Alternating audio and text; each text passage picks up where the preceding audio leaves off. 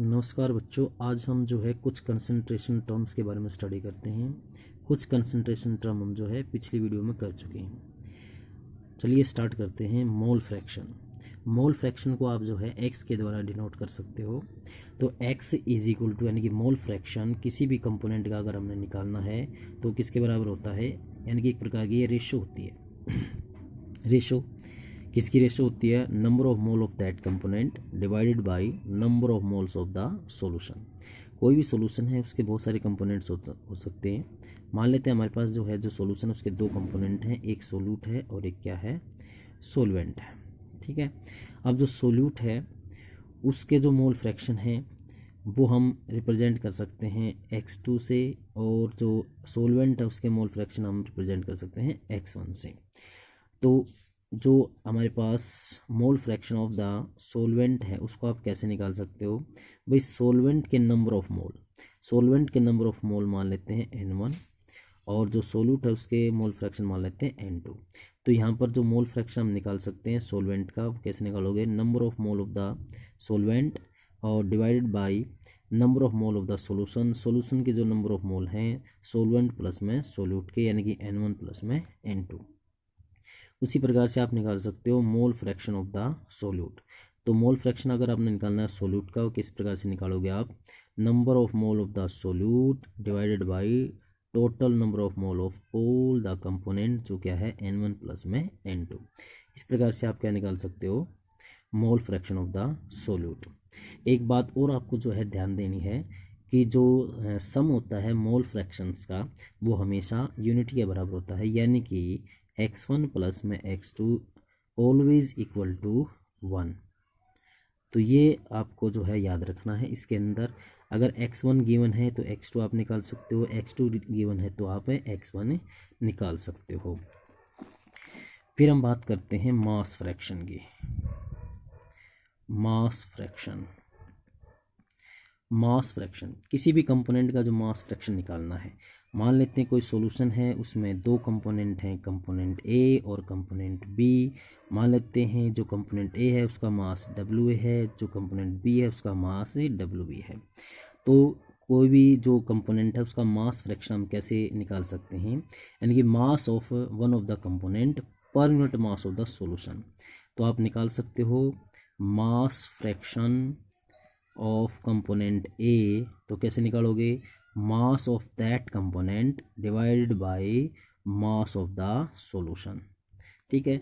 उसी प्रकार से आप मास फ्रैक्शन निकाल सकते हो किसका? कंपोनेंट बी का। वो कैसे निकाल सकते हो? Mass of the component be divided by mass of the solution. और अगर आप मास फ्रैक्शन की सहायता से मास परसेंटेज निकालना चाहते हो तो मास जो परसेंटेज है वो किसके बराबर होती है, यानी कि मास फ्रैक्शन, मास फ्रैक्शन और इनटू 100। तो इस प्रकार से आप क्या निकाल सकते हो? मास परसेंटेज निकाल सकते हो। फिर बात करते हैं परसेंटेज की। परसेंटेज, परसेंटेज का मीनिंग क्या होता है? यानी कि solute, solute in 100 parts of solution. यानी कि हमारे पास जो सॉल्यूशन के 100 पार्ट हैं उसके अंदर सोल्यूट के कितने पार्ट प्रेजेंट हैं वो उसकी होती है परसेंटेज। परसेंटेज जो हम एक्सप्रेस कर सकते हैं किस प्रकार से? एक तो मास परसेंटेज के अंदर, एक हम रिप्रेजेंट कर सकते हैं वॉल्यूम परसेंटेज के अंदर, एक रिप्रेजेंट कर सकते हैं mass by volume percentage, mass by volume percentage. तो मास परसेंटेज को आप रिप्रेजेंट कर सकते हो W by W percentage, volume percentage को V बाई V परसेंटेज, और मास बाई वॉल्यूम परसेंटेज यानी कि W बाई V परसेंटेज। अब देखिएगा मास परसेंटेज का मतलब क्या होता है? मास परसेंटेज इसका मतलब ये होता है कि amount of solute in grams present 100 gram of the solution. हमारे पास 100 ग्राम जो है सॉल्यूशन है उसके अंदर जितने ग्राम जो है सोल्यूट प्रेजेंट होता है वो उसका क्या कहलाता है? Mass percentage. जिस प्रकार से अगर हम बात करें अगर गिवन है 10% sugar solution, 10% sugar solution by mass, ठीक है, तो इसका मीनिंग क्या होता है? इसका मीनिंग होता है कि 10 ग्राम शुगर प्रेजेंट है किसके अंदर? 100 ग्राम ऑफ द सॉल्यूशन के अंदर। यानी कि 10 ग्राम क्या है इसके अंदर? शुगर है, और 90 ग्राम इसके अंदर क्या है? वाटर है, ठीक है। तो इस प्रकार से आप रिप्रेजेंट कर सकते हो परसेंटेज ऑफ द सॉल्यूशन, किसके टर्म में? मास परसेंटेज की टर्म में। फिर हम बात करते हैं वॉल्यूम परसेंटेज। वॉल्यूम परसेंटेज का मतलब क्या होता है कि volume of liquid solute in ml, ठीक है, इसके अंदर वॉल्यूम ऑफ लिक्विड जो है सोल्यूट इन ml प्रेजेंट होगा, किसके अंदर प्रेजेंट होगा? इन 100 ml ऑफ सॉल्यूशन।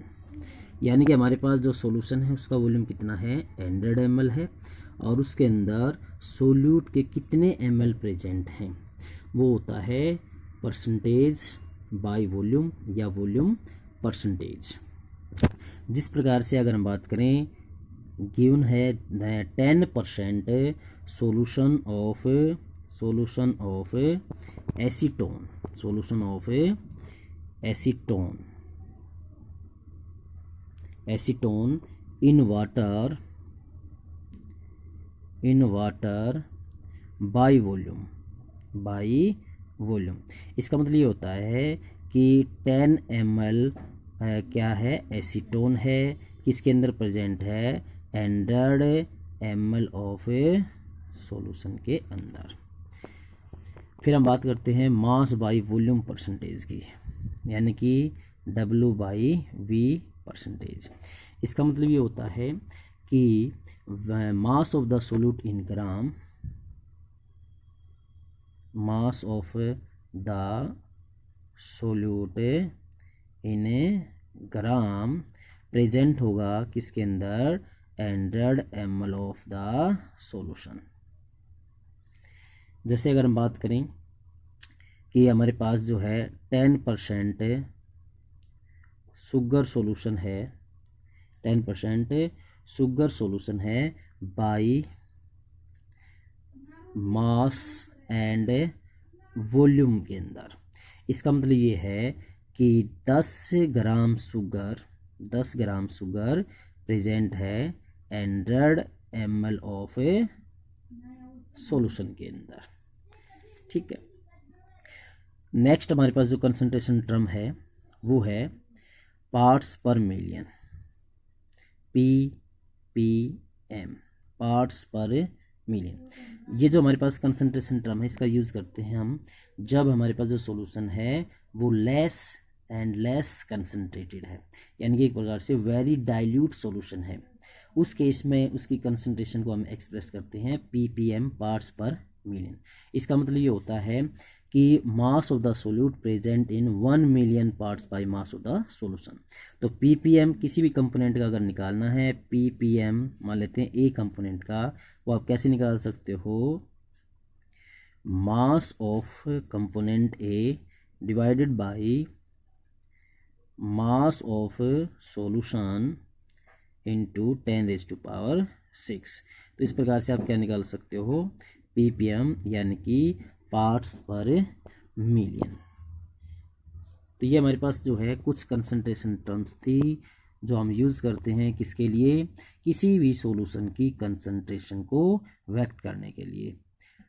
धन्यवाद।